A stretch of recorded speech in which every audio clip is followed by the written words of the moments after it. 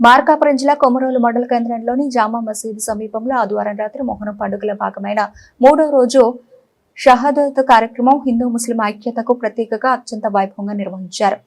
ఈ కార్యక్రమానికి మండల వ్యాప్తంగా భారీ సంఖ్యలో ప్రజలు హాజరై ఇమాం హుసేన్ త్యాగాన్ని స్మరించుకున్నారు.